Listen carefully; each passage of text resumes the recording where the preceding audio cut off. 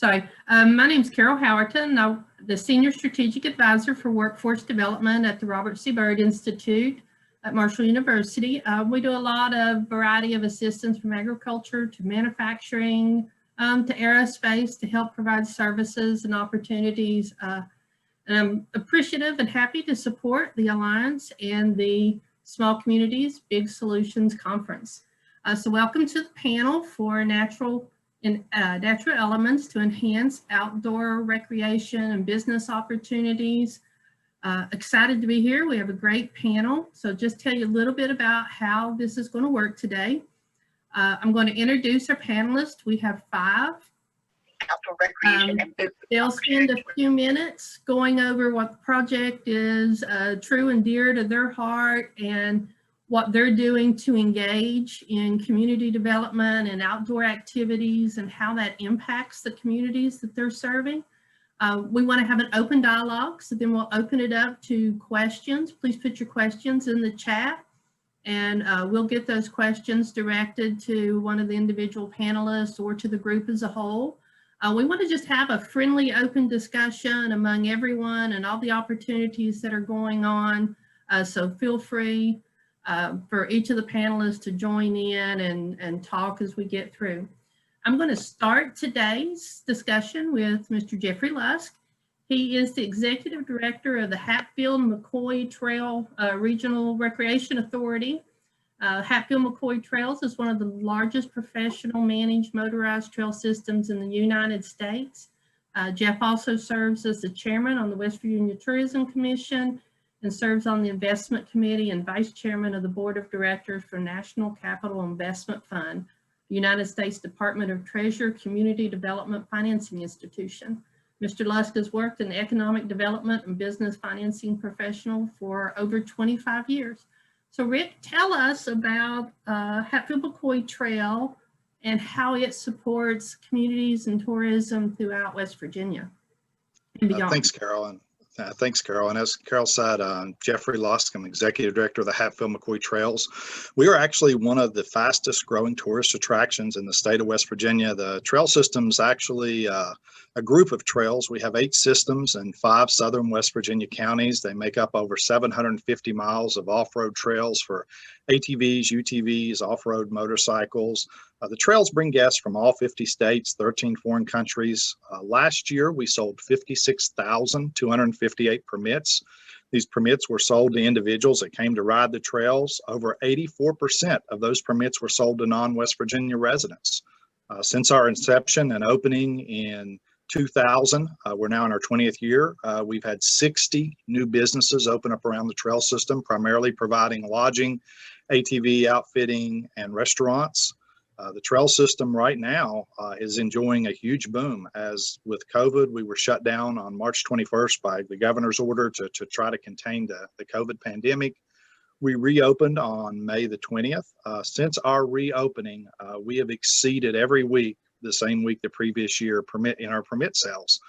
We're looking to actually grow this year, even with 2 years of being shut down. We're looking at actually growing our permit sales this year, which is fantastic. We're seeing a lot of folks enter the sport that historically had not been ATV riders. They're doing so because they're not taking that historic cruise vacation or they're not getting on a plane. They're coming to West Virginia to visit us. And right now, the single biggest challenge we have is during our peak season, we've got vastly more people that want to come and visit the trails than we have lodges to put them up in. And we've saw a new problem coming into the pandemic that we've got folks that are coming, staying in the cabins and campgrounds that were built to support the trail riders, but they're not trail riding. They're looking for an outdoor vacation. They found our lodging providers online. They're coming, they're staying with them, they're having a great time, but they're actually not out trail riding. They're just enjoying all the other activities in southern West Virginia, whether it's hiking, biking, just generally being outdoors. So the trail system is reinventing towns and communities. When you look at the towns and communities connected to the Hatfield-McCoy Trails, what you see are historic coal, timber, and gas towns, natural resource towns that now have little lodges, they have restaurants, they have huge resorts connected to them. We are truly diversifying the economy of southern West Virginia, and we're doing it with outdoor tourism. Thank you, Jeff. Jeff leads into a good problem a problem, but a good problem, and that is lodging and capacity for the residents. So that does bring me up to our next guest speaker, which is Diane Barnette. Diane is active in community leadership roles in Logan County through Chamber of Commerce, Visitors Bureau, and other civic organizations. She is Commissioner-elect for Logan County Commission through this last election, so she'll be taking on some more roles in her spare time. She has earned Woman of the Year from Leadership Institute, Entrepreneur of the Year for Logan County. She manages Gatti's, Logan Fountain Place Cinemas. They own and operate Mining Repair Specialist and Holy Smoke Coal.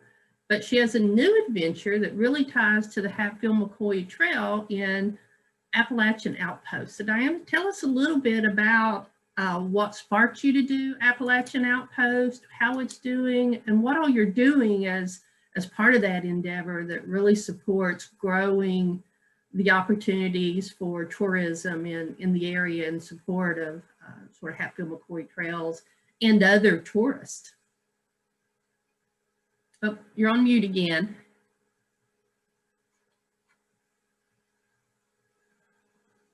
Swipe up. How about now? Yep, you're good. There you go. So I'm going to blame this all on Jeff Lusk because he goes on and on about we need more lodging, we need more lodging. So no, we saw an opportunity when the new road came from Logan to Man, and you didn't have to go over the mountain, and it dumped right in here to where the old Ritter Mall was. And so we saw that as an opportunity to demolish, take down that old strip mall and put in the cabins right here in the center of, a lot of the trails, and the Hatfield-McCoy Trail Authority office is right here on our property.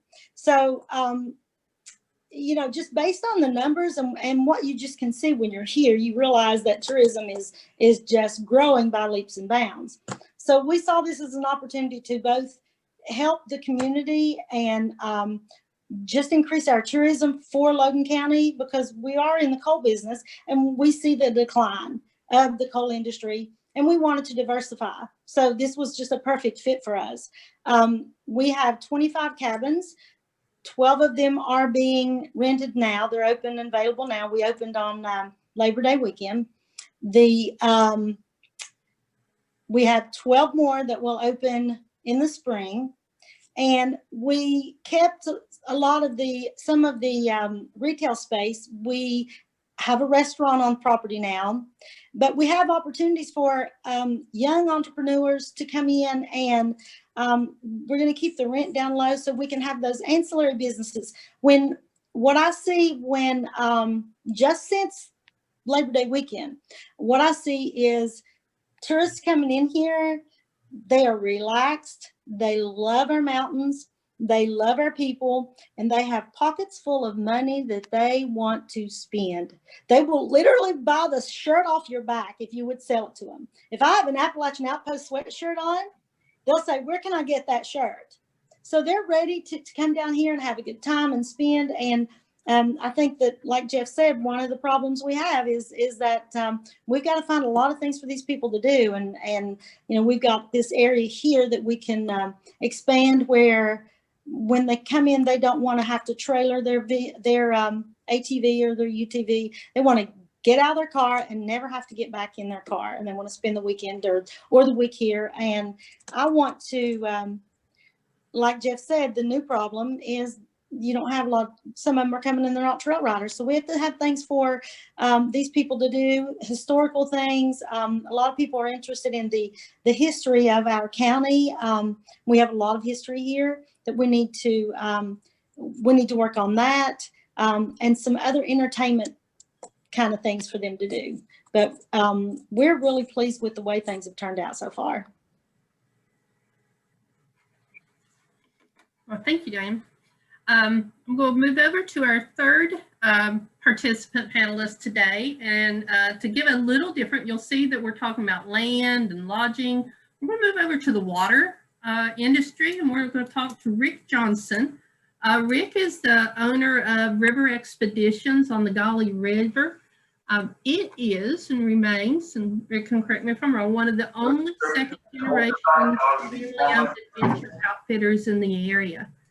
They really focus on customer satisfaction and keeping that hands-on approach to really sharing their love for the area. So Rick, tell us a little bit about River Expeditions, how it's grown, how that's supporting growth in Gatti River area, Fayette County. Yes, ma'am. My wife and I own River Expeditions. We got in the rafting industry in 1996 as a way to stay in West Virginia and make a living. Her dad had been in the industry since the 80s. In 2007, we merged, we bought her father's company and 2 other rafting companies and merged them to become a River Expeditions. We're the 3rd largest outfitter in West Virginia and the only family-owned company. We, we have lodging, restaurants, bar, zip lines, do rafting, basically anything you can do outdoors. The awesome thing I tell everybody about tourism in Central Appalachia is it's the only industry that's ever been here that the money stays here. It stays in the local economy. It doesn't go to Atlanta or New York City or Pittsburgh, Pennsylvania. It stays here, and the resource renews itself every day. Every time somebody drives in, they've got money to spend, and we try to take it from them. This is kind of like going to Vegas. If you don't have enough money in your gas in your car when you leave here, you probably gonna run out of gas because we took all your money. But tourism's just been an awesome thing for Southern West Virginia. I've watched Jeff grow the Hatfield-McCoy Trail. Unfortunately, our industry has declined a bit since 2000, but we still do over 100,000 people a year here. And that's about what Jeff's doing. If you count them, folks coming at least 3 times each year on their trail permits. So, West Virginia, Central West Virginia or Southern West Virginia should be the Moab of the East Coast. We should own the outdoor recreation industry on the whole East Coast. We're within 5-6 hours drive of over half the population of America, and we offer everything here in West Virginia from world-class rock climbing, world-class whitewater, world-class hiking and biking trails. And this isn't me saying it. This is all, folks that have done studies and guides and so forth and so on. And the Hatfield-McCoy Trail is world-class ATVing and some of the largest on the East Coast. So what the other thing tourism does, everybody forgets, is tourism brings jobs other than my raft guides or my staff or Jeff's staff. Every time somebody comes down here, they need gas, they need food, they need to eat, they need lodging. So you're creating lodging entrepreneurs. Your gas stations, your grocery stores are able to survive in a rural economy because of tourism. Tourism is just a wonderful thing, and a lot of folks don't see the trickle down effect. It saves every county tourism's active in. It saves probably at least 20% on the residents' real estate taxes every year because of the added value that tourism businesses add back into the tax base. So tourism kind of is a full circle industry, and nobody really gives us much credit. It creates a lot of jobs. Unfortunately, they're not as good as a coal mining job or a factory job, but they're a job. And, jobs are a bit hard to find in Southern West Virginia and in Central Appalachia in general. So anyway, that's kind of my soapbox speech, but thank you for having me. Okay, thank you, Rick. We're going to switch gears one more time. We've hit land and lodging and water, so now we're going to go over to food. And the majority has voted yes for the new hire, so you may speak to her and let payroll know when you're going to. Was that you, Sarah? Oh, okay. So in switching gears, we're going to go over to Amanda Ramey and talk about food trucks and food opportunities and some of the new things that is bringing food into cities or local areas, and how this is booming and how it can impact a city and just opportunities for as well. So Amanda is the assistant, and I rolled my screen down, is the assistant city manager for the city of Howerton, and she oversees the city's marketing and development efforts as well as tourism and special events. So Amanda, can you tell us about your food truck project and how that's helped the city of Howerton grow in other areas? Absolutely. Thank you for having me. I'll start by saying Food Truck Friday is an event series in Howerton, West Virginia. It started over 5 years ago on a much smaller scale, but it has grown significantly in the past few years, and I'll tell you a little bit more about that in a minute. First, a little background. Main Street in Howerton, if you've not been there, is flanked by railroad track on one side and a few of the best, in my opinion, locally owned shops and restaurants in the area.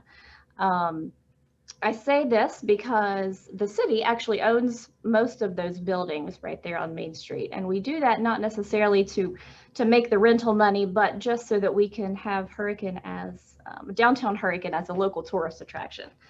We might not be attracting people from all over the country, as some of the other folks have talked about, but we like to think we're attracting people from around the surrounding communities in the region. So with that in mind, Food Truck Friday is a major component of how we market or showcase all that downtown Howerton Main Street has to offer. So Food Truck Fridays begin the first Friday of June every single summer. They happen every Friday all the way through September. It's a lunchtime experience, so it offers quick and easy Friday, fun Friday lunch with your coworkers or friends and family. In addition to the trucks that we have set up in the parking lot there on Main Street by the gazebo, we also set up tables, picnic tables and canopies. So lots of folks make it a weekly event. They come with their friends and family and coworkers, and they sit and eat and enjoy an outdoor dining experience.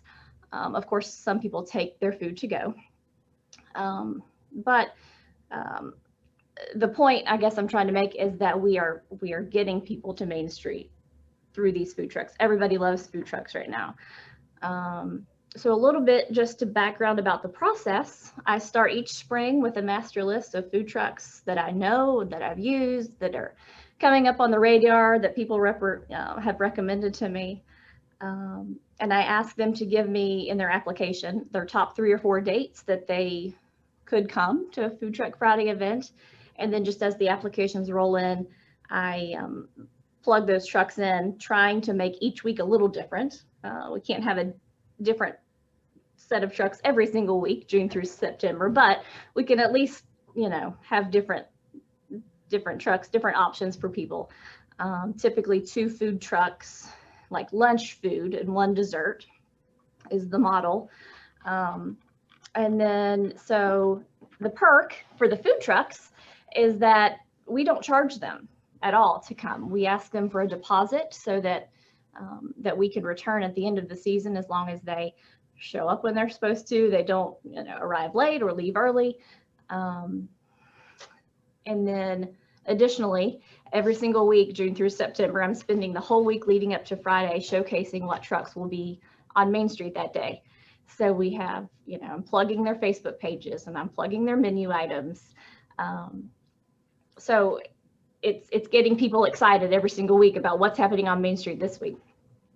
And then, so of course, another perk for the city is that we're able to show people our Main Street, our downtown Howerton, who might not normally visit.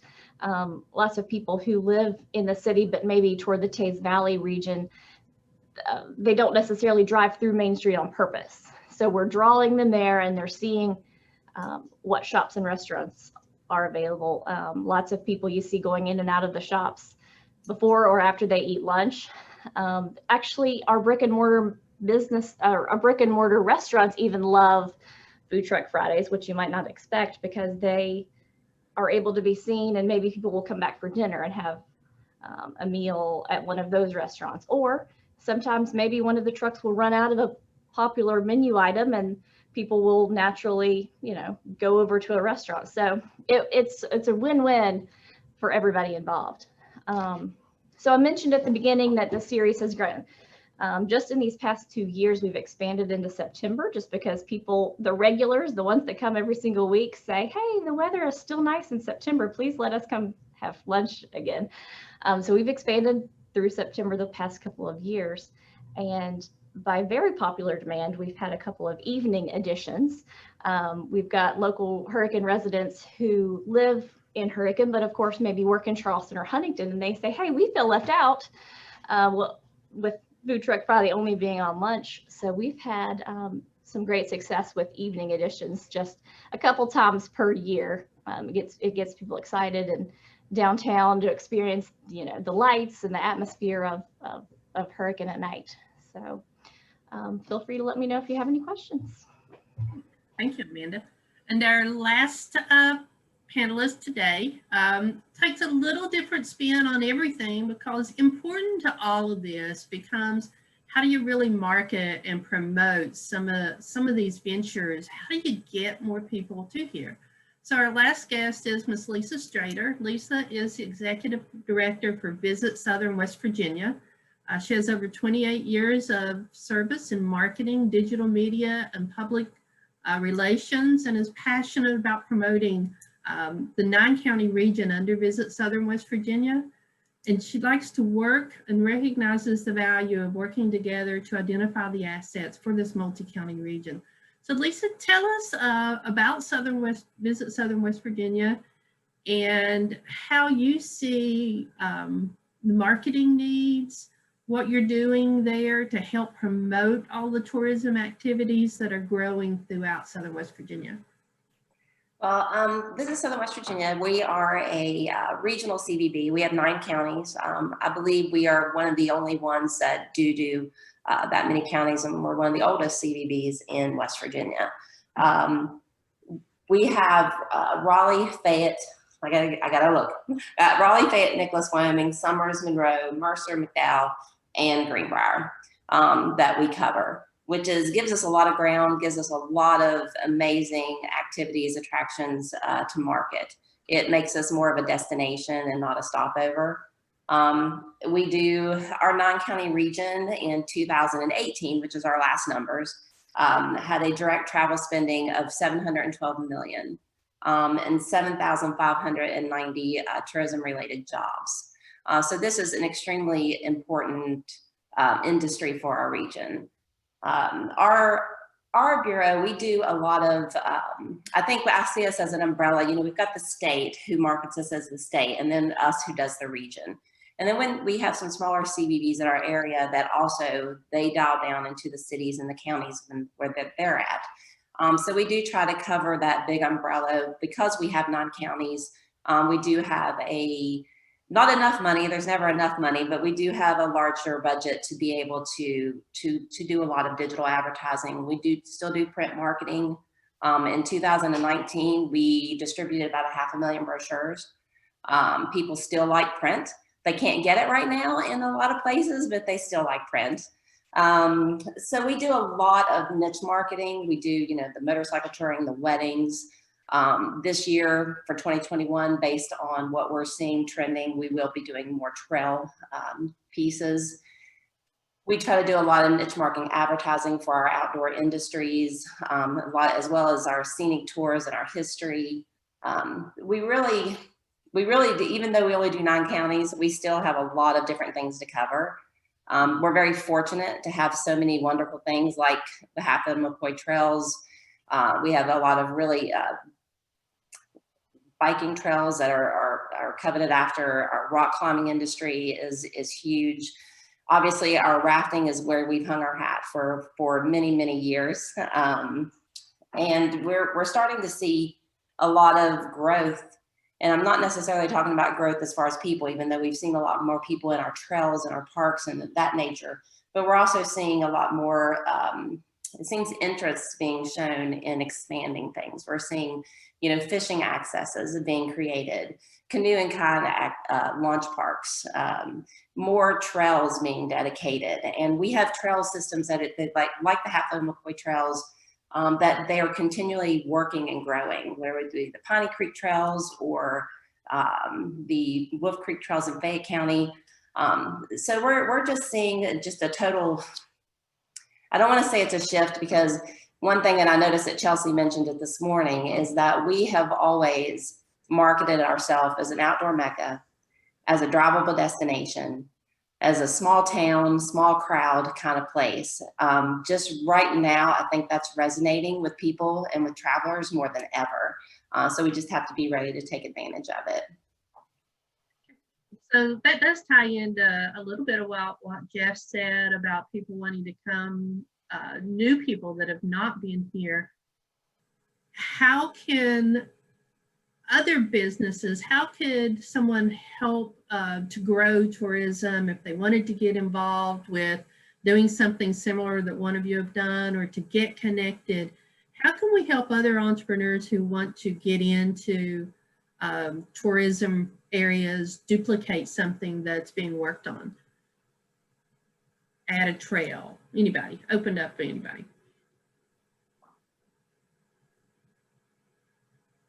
It's okay. I can start on that. So adding a trail is a big deal.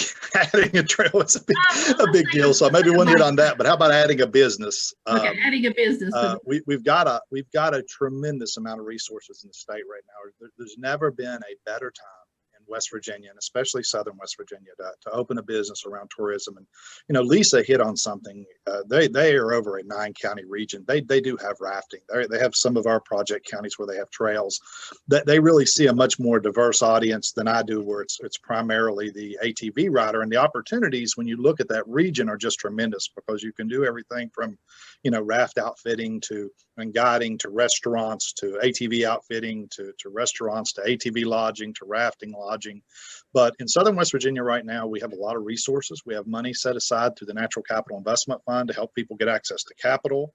We have entrepreneurship centers at Southern West Virginia Community College. You have the Hive there in Beckley with the New River Gorge Regional Development Authority.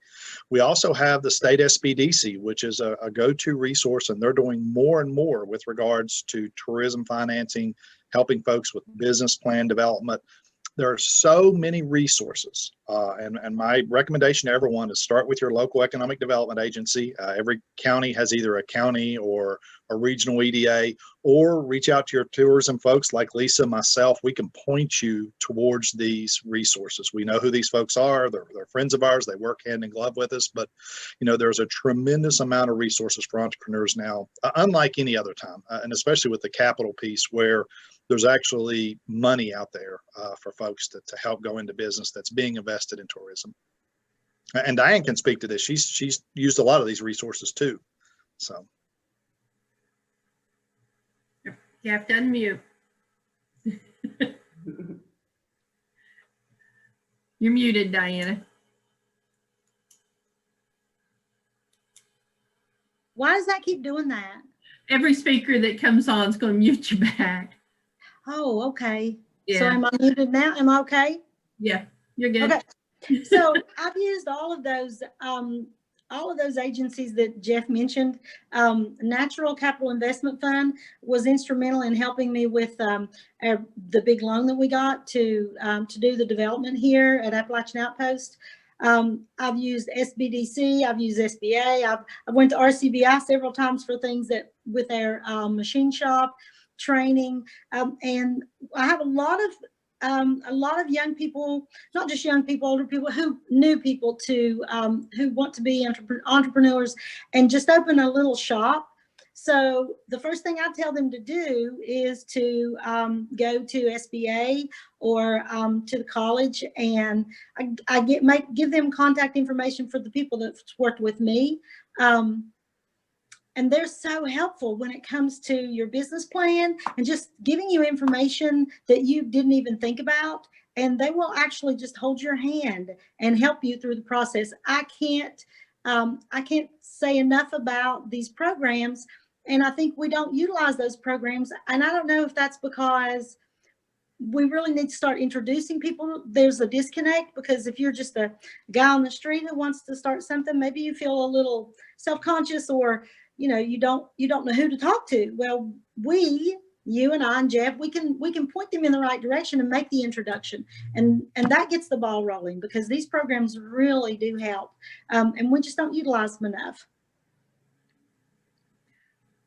So this one would go back to Amanda. Amanda, if someone wanted to copy or get started on a food truck and get invited, what's some ideas for food trucks that seem to work well?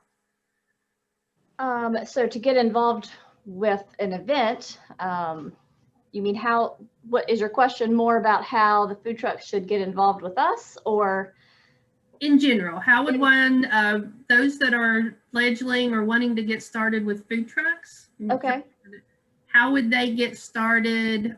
Some ideas for them, and then connecting with fairs that you could give advice to the food truck. Gotcha. I say, food trucks are hot right now. People are loving it in 2020 and even prior to 2020. So if you're looking to do a food truck, I guess my best advice would be get your name out there. Get people loving your food right away. If that's doing some catering, get your name out to all the local municipalities. I'm sure that even if, for example, if Hurricane wasn't doing Food Truck Fridays, we still have events that we host. And that we use food trucks for, our Harvest Festival, for example, our Spring Festival on a typical year. So I guess just my advice would be to get yourself plugged in to all of the cities and all of the county fairs and, all of the festivals. West Virginia has a wealth of those things on typical years. So getting your name out there is my best advice. Okay, thank you. A lot of times people in the area say, well, tourism really doesn't bring dollars. It doesn't impact a lot of stuff. It's a risky venture to start in something that supports tourism. You all have talked a lot about the economic impact that is really sort of, people don't notice that economic impact in new businesses or that small support. So talk about a little bit about how others can start to realize that impact is real and more tangible than what they think, that could expand tourism even greater for our area. This is Rick Johnson. I think we do a horrible job as an industry telling folks, how important tourism is and what it does. For instance, with tourism marketing, for every dollar the state spends, we get a minimum of a $7 return, direct tax return on state sales tax, and that's with no multipliers. If you could do that in the stock market, everybody here would be sitting in Fiji sipping fruity drinks because we would have retired. I mean, it's a great investment. We just don't tell our people about it.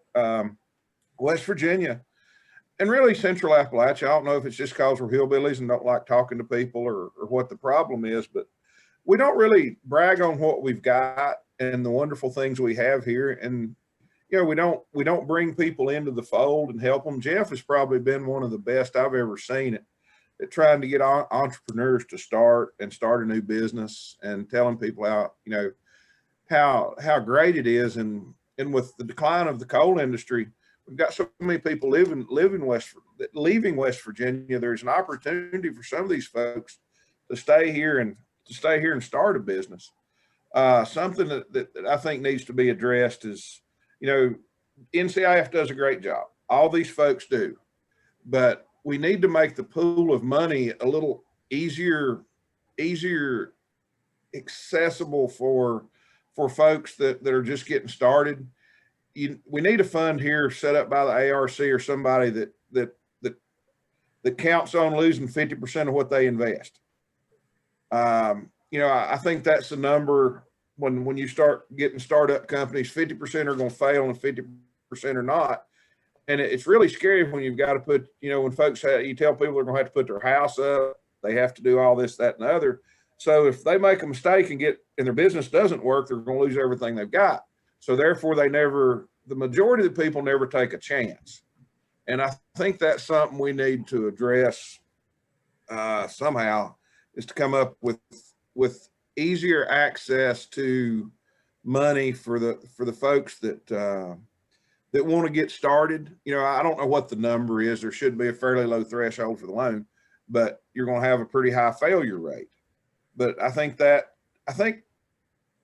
easy financing is the easiest way to get things started. You know, like I say, NCIF does a great job. Lord, the Wyoming County EDA is probably one of the best I've ever seen. They want to give you money. They'll chase you down and stick it in your pocket. But you know, it's just that's something to really help. And like I say, you know, folks in the tourism industry need to blow their own horn, need to tell us how great, you know, tell everybody how great it is. We've got some of the greatest things here in West Virginia, in North America. We've got the #1 river in North America, #7 in the world. Nobody knows about it.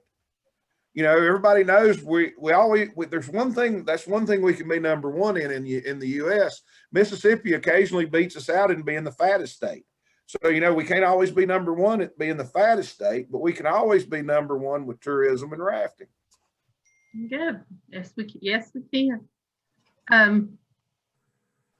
Lost my train of thought there. I know that, Lisa, you want to expand some on how maybe we could change up marketing, or how some of our participants or those listening, how some marketing strategies, or not deep into strategies, but just some thoughts on that area.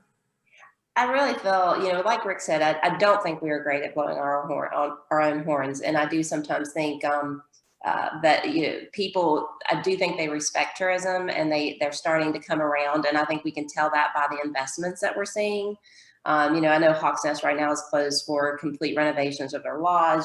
You know, Pipestem just did, you know, huge aqua park, zip lines, splash pad, and, you know, Lake Stevens also, you know, it's our county parks, our state parks, our national parks, you know, they're all working on their infrastructure to be able to handle the tourists, to be able to offer more. So I think as the more we see these people investing in these recreational activities, I feel like we can collate that with the respect that tourism industry is getting. However, at the end of the day, you know, West Virginia, compared to other states, does have a small budget. And unfortunately, you know, we want to be known for everything, but it's hard to get your name out there when you're competing with someone that has 5 times your budget. And again, I don't think sometimes that we fail to work together. You know, I found that when I started researching, we're talking about to people about trails, because obviously that's been a huge uptick this year. And not just in ATV, not just in hiking. We got a lot of calls from people they're not outdoors people, but they want to be outdoors people now. So they were looking for the easy things. You know, we do have the Coal Heritage Association, who has put together, you know, History Outside, which are walking tour trails, which are more the speed of some of these people. You have Active Southern West Virginia, who has, you know, made a list of trails that are stroller friendly. But when we started really looking into, okay, you know, where can we get the best information about all these different types of trails, we found that there's so many different communities doing their own thing. You know, so I think it's a matter of trying to get together and have more of one voice.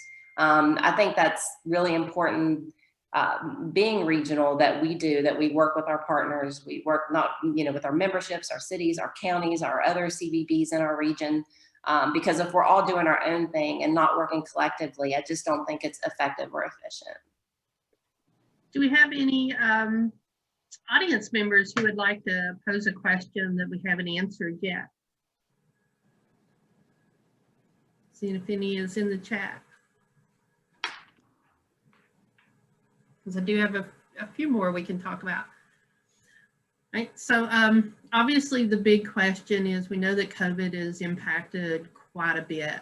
How do you see the impact coming forward, keeping non-political pieces out of it, maybe, but obviously it's impacted in some ways for the good, because people who haven't been coming are now coming, those that haven't. So how is that impact going to change And how do you see some of the things moving forward as we go into the new year in keeping that momentum that we've got new people coming and still getting back the people who were afraid to come in and do trails and rides and visit cities and take on new adventures? I can go first because I think mine's going to be a little different. The biggest positive, as we've mentioned, has been our parks, our trails, also our cabins. We do a lodging report every week, and in our 9 counties, every cabin was full. It was mid-November before we saw an open cabin on a weekend. It was just like with last weekend was the first weekend we had open cabins on the weekend. And even most of our cabin properties told us that there was very little availability midweek. And this has been the trend since late May, definitely since June, July. But our hotels has been a slow rebuilding. I mean, they're still not back to where they were. You know, every month it just, you know, we get the SCR report and every month it just gets a little bit better. So, you know, although one industry is thriving, you know, we do have others that are still really taking that hit. The biggest hit that I see in our area are our groups, our group tours, you know, the buses that came in, the people that utilize conference and meetings. So that is, you know, something that we have to be concerned about. But I do feel like there's been a lot of positives that's come out of COVID. I think we're going to come out with a whole new group of outdoor adventurers. I think people came to West Virginia. We were told a lot that in the beginning, you know, we were one of the states that people didn't have to go back home and quarantine if they visited. And then, you know, that may have been the reason for coming. And then when they got here, they were so, I mean, I had so many people say they were so impressed. They were so surprised. So we know we're going to get these people back. So I think that, you know, there's definitely going to be positive. There's things that I think people have implemented in their businesses that many have told me they're going to keep regardless of, you know, when this all ends, that it's been positive. It's been positive things. So that would be my biggest thing is, you know, we can't forget the people that are still hurting, but we want to move forward with the momentum of the people that has. I don't want to say it's been a good thing, but it's not been a negative for them. Others? I'm very. I just hit on and build off of what Lisa said. I think messaging is critical. We have gained customers that are non-historic customers. We want those customers to come back to visit us in Southern West Virginia, to visit West Virginia in general. We need to work with social media, digital marketing, even the paper pieces, like Lisa said, to not only invite these folks back, but to also introduce them to the other things they can do while they're visiting us in Southern West Virginia. Now, I think that's critical to say it's not just trails. We have rafting and we have these cabins and we have these great resorts and we have the Greenbrier and Hawk's Nest and all these places that you can go and all these things you can do. One of the biggest challenges we have with our customers are adding a day. We don't have those ancillary activities that we can point them towards. We don't have the zip lining and the rock climbing and the flat water kayaking and all these outfitters we need.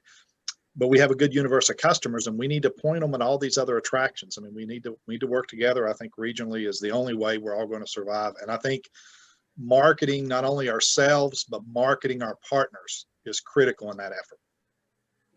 Okay. So I have a question for the group. What are the tourists asking for when they visit that we don't have enough of? And I think Jeff's hit on a lot of that. But what's some of the other things that they're really asking for that we don't have? More cabins. More cabins? Outdoor dining. Diane's trying that. More dining. They're asking for pubs, bars. I think, Jeff, we just had that report that was done and they want to go fishing. I think that was some of the things. And I feel like that as we continue, I want to expand the season instead of just having the summer, expand into holiday season where you have more families coming. Like I just had somebody book one of our cabins who are locally because his 2 brothers are coming in. And so the 2 brothers are going to stay in the cabin and they're going to have Thanksgiving dinner at the cabin. So I want to expand that the time frame that we get these in, and include families and put together packages where they can, you actually give them ideas of places to go and things to do. Showcase our museums, all the restaurants. Like in our cabins, we have flyers from anybody that will give us their flyer, and we stack them in there so they can have so many options, and they don't feel like, well, what am I going to do? And then try to get on the phone and Google what's there to do in Logan, you know. So just try to make it easy for them. But I do know they like, you know, they're here to just relax and enjoy their time. So when the trails close, they want to sit around the fire pit, or they'll want to go hear some live music. They'll want to go someplace where they can, you know, either have transportation if they have, you know, a couple of glasses of wine. They won't have to worry about that kind of thing. So I think we can move in that direction and just continue to increase our visitors. And another question came in, are they looking for healthy eating options? When we talk about food and expanding food options, how is the healthy eating piece compared to some of the pub food? And I know that's getting more healthy, but the fast food, because a lot of times what we have available is fast food. So how is that interest in healthy options that you've seen from business? I will say one of the outdoor tourism things that we haven't touched on has been our agricultural tourism. People are interested in the farm to table movement for sure.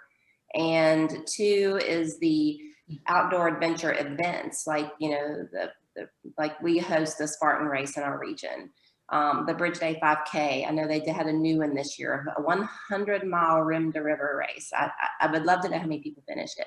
But you know, that I found, especially at Spartan, when you have that group of people who are they're here because they're wanting to, you know, to challenge their bodies, they're not looking for fast food. So I don't know, as far as our, like, the people that we get, you know, people do want local food. They want, they love the farm to table, which I feel like is more healthy. But when we get these groups in that are coming here because they, you know, they're wanting to challenge themselves to be healthy, I do think they're looking for those options. Amanda, and I think locally, I've seen a movement. My daughter put the restaurant in, and she's been posting pictures of appetizers that are vegetables and different things like that, flatbreads, not a lot of fried foods, although she has those, but she's been showcasing the ones that are healthy options, and she's getting great response, even locally. So I think it's a movement. You know, farm to table is great. That's, you know, when I go somewhere, if it says farm to table, kind of gives them an edge. I'm like, I want to go in there. And our local cuisine, things they don't get, like, you know, what we make here, for example, pepperoni rolls in West Virginia, you know, everybody wants to try our pepperoni rolls. So those kind of things are very popular. And I do see a trend, even locally, going in that direction. Okay. Amanda, from the food truck perspective, how have you seen that on the food trucks? Well, I will say in general, you don't expect food truck food to be particularly healthy, but we've had 2 trucks this year who've started offering keto options, and you know, trying to give people those options. And several people have said, we came today just for Shape Shop. That's one example of one of the ones that has the keto and the more diet friendly options. So yeah, I think people are looking for it. And the more people can provide, like Diana was saying, in addition to maybe some fried foods, the healthier options also. Okay. Another question is, what's the hardest thing about starting a business for those that started? So Diana and Rick probably there on those. What was the hardest piece? You started multiple, so. Yeah, I started multiple. The hardest thing about starting a business, for me, I'm a risk taker, obviously, and I get an idea, and I just see the what I do is the first thing I ask myself is is it needed? Is it necessary? Do we need this in our community? So, you know, of course, we needed the movie theater. We didn't have a place for kids to go to eat, and we need these cabins. So that's the first question. And then the second question is, can it pay for itself? So, you know, we have our core businesses is coal mining. So the other businesses that I started, the numbers had to work. So, and then finding that banking partner was also, and you have to sell it. You know, you have to sell your idea, and you have to come in with good numbers. That's where some of these programs come in that help you out. So, you know, I would just say the doubt that you have is probably at nighttime when you're tired and you start doubting. You need to just go to bed and wake up the next morning, and you'll feel much better about it. So if you,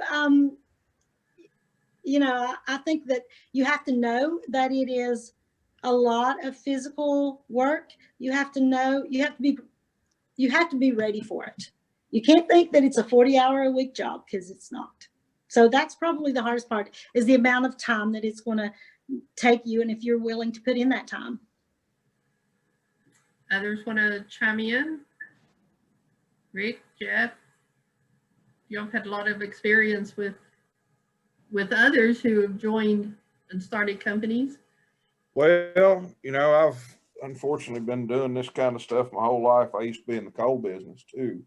You know, the hours working are really hard. You know, and when you go home, you're not done.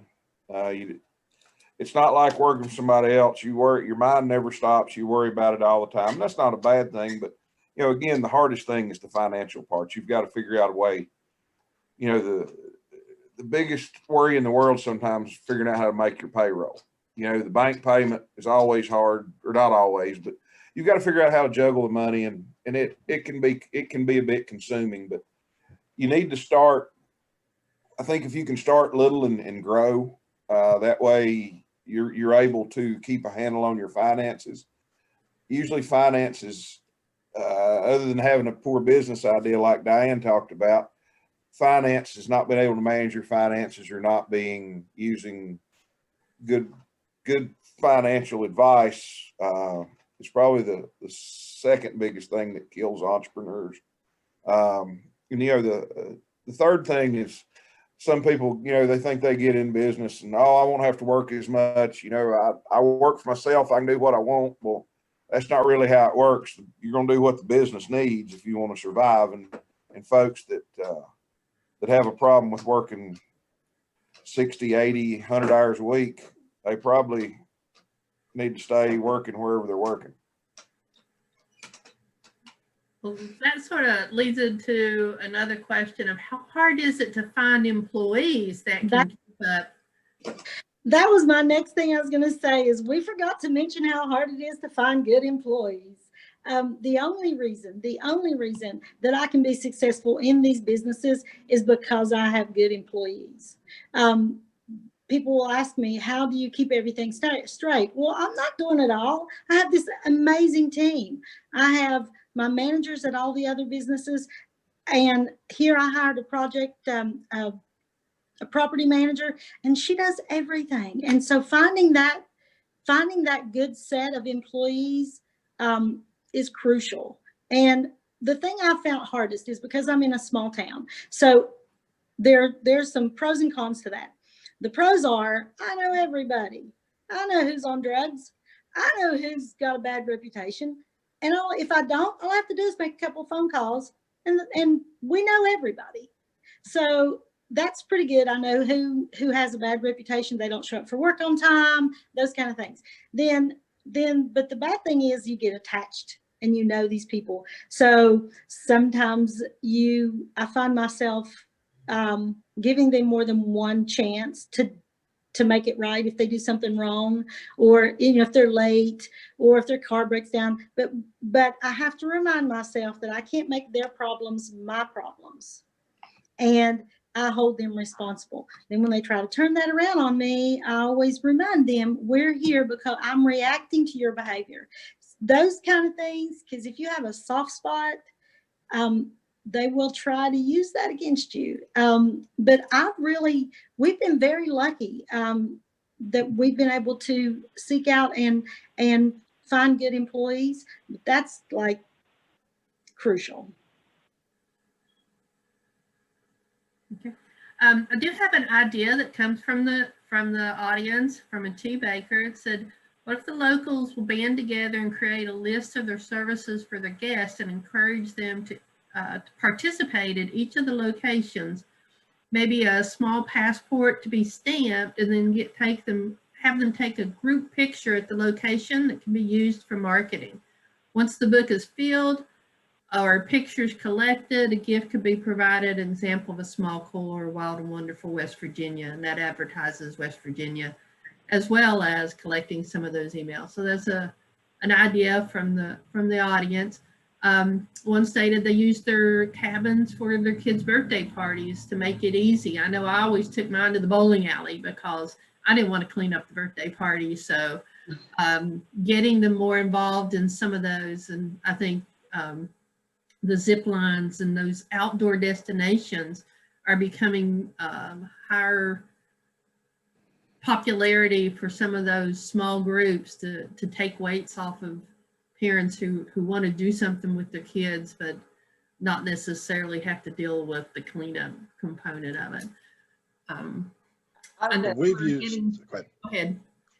Oh, so I said we've used passport type programs around the trails where we've had folks visit each trailhead and get a stamp, and we gave them a free t-shirt, which I guess I have $6 in.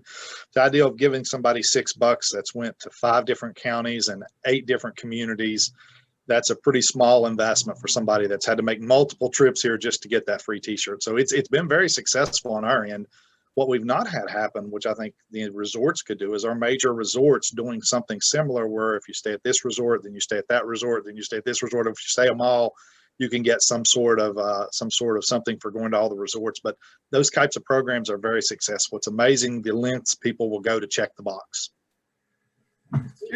We actually have a passport too. This is the first year we didn't print it, and it was really just because of the welcome centers not being open. But we have a passport that is, because of how we have so much, we cover so many counties, we didn't do the stamp thing. But what we did is when they visit a place, they would go to our website, we have a link, and they would share their story and photos. And we do a collectible coin every year. And so we have different, and they are iconic coins from places in our region. And we get them every week. We are still getting them every week, even though we didn't print them this year. And then there's people who will literally say, what's the next coin? Because they want to go there to get that coin. So that's, like I said, because of the large area we covered, we did not do the stamp, but it's still been successful. I have a question that says, Lisa, what do you find to be the smartest way to invest in outdoor tourism here in West Virginia? Well, I guess that's a hard question for me. Because, where we do the more on the marketing side and not the investment side, I do see the successful ones have been the small businesses have been successful, have been those who complement the assets that we have here. Like Jeff said, we know that the ATV trails, he knows what people are looking for that come to these trails. You reach out to people who have this large volume of people, and find out what they're looking for. If you're going to invest in a business. Again, like he was saying, we've seen a lot of growth this year in golf, in fishing, really anything to do with the outdoors. Yeah, so, and the investment to me is a little bit different breed, because we are more on the marketing side of it. But I'm sure somebody else could answer that question a little better. Anybody else want to chime in? All right, so we're getting close down to the end. Is there any last things that everyone would like to add that we haven't talked about? There's been a couple comments about internships and the ability. There's local colleges that may have internships availability. And I know that as part of the Alliance is interested in And Sarah, you may want to chime in here a little bit in trying to work on getting some internships established, and maybe tourism is a good area here that the Alliance may be able to help with tourism. If I'm not speaking out of turn there, Sarah. No, not at all. For bringing that up. I think this is a great place to chat about that for a few minutes. So the Alliance, a collaboration of 10 colleges and universities in Southern West Virginia.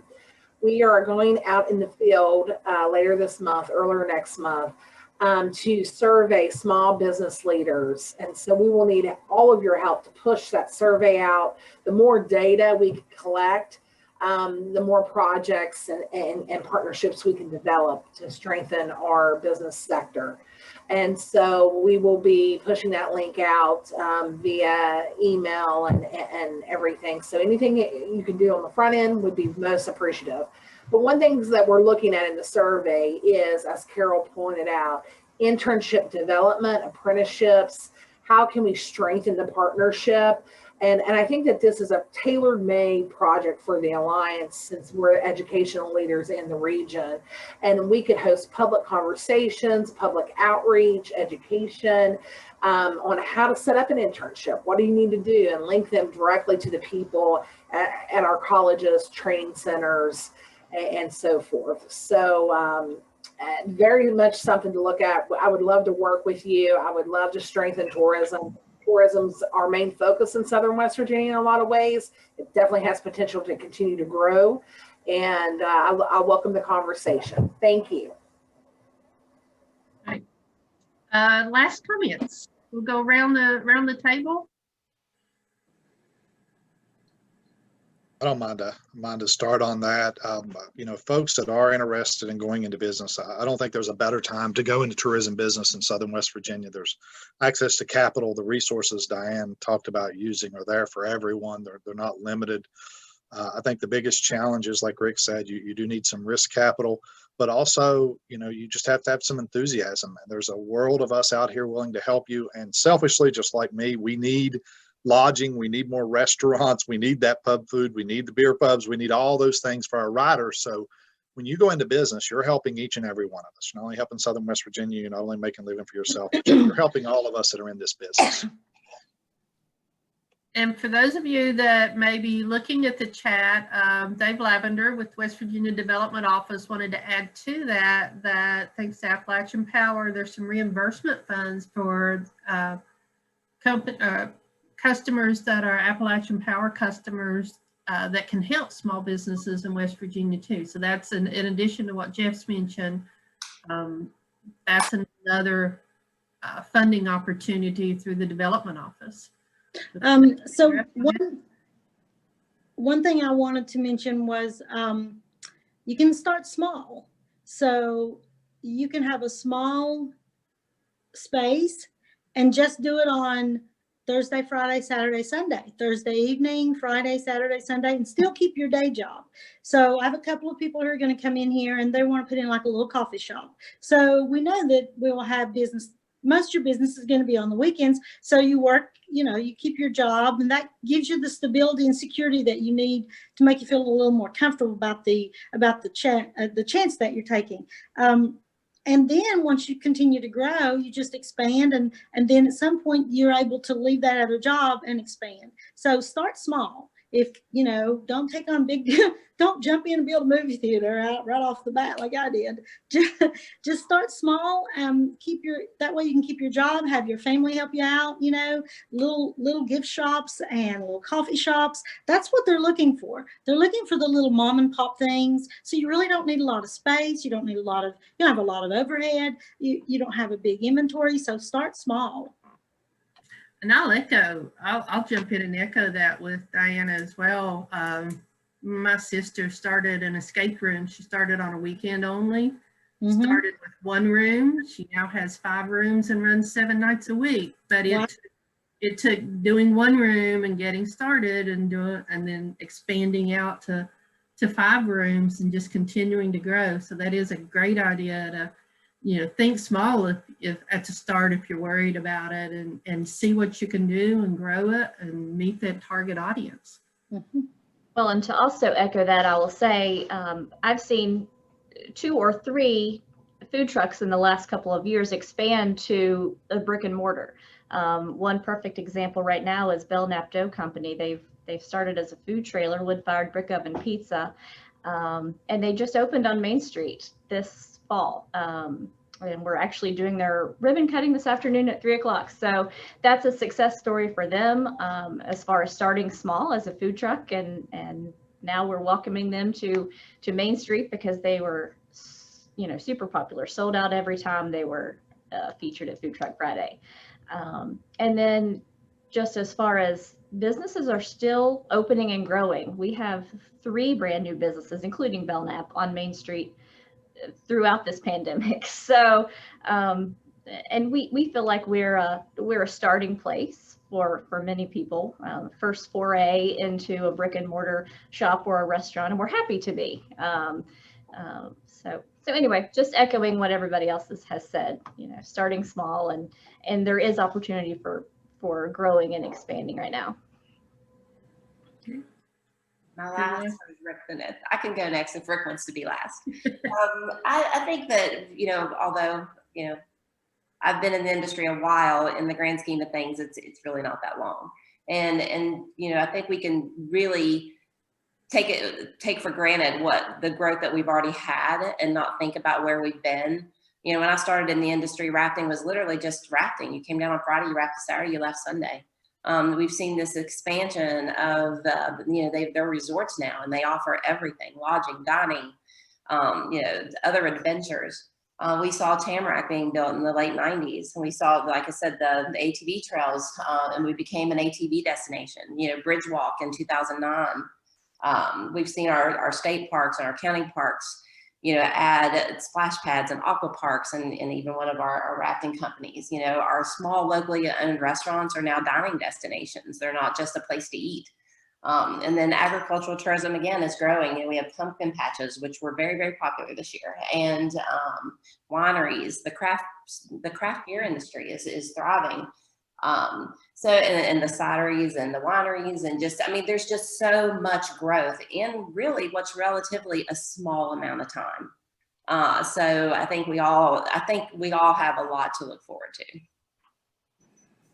I'll agree. Think about craft beer a couple years ago. What was there, one craft beer in Southern West Virginia, one location doing craft beer, and now they're pretty popular. Rick, any last comments or advice? Well, yes, ma'am. You know, we just, things like everybody said, you know, start small, grow organically. There is a lot of tools out there to help build your business. And the other thing is, you know, stay on your elected officials to promote tourism. That's one of the biggest problems here in Southern West Virginia. We have a lack of awareness. People don't know we exist and don't know what we have. The state of West Virginia is being outspent immensely by all the other states. West Virginia spends, I think we've got about $6 million to spend. Virginia spends 50 or 60 million on tourism marketing. Michigan 75 million. And so Florida's 100 million, count their CVBs. So until we can get our state marketing budget for tourism up higher, you're not going to see the explosive growth that I think we could have here in Virginia. We've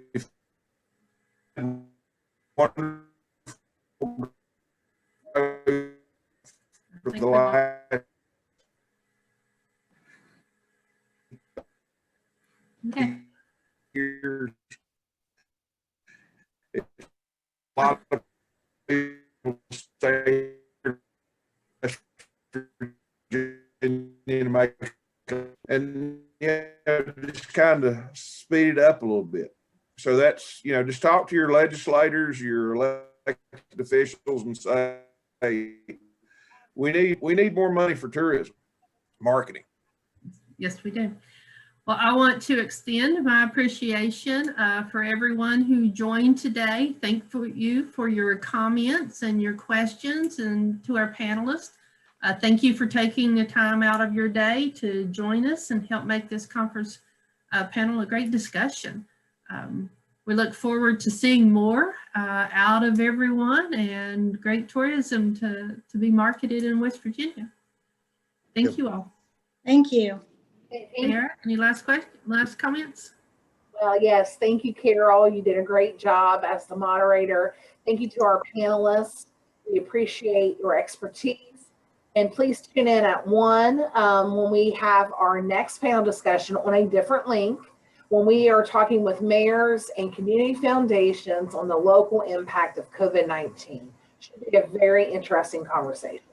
So we'll just see you in a few minutes. Thanks so much. Everyone stay safe.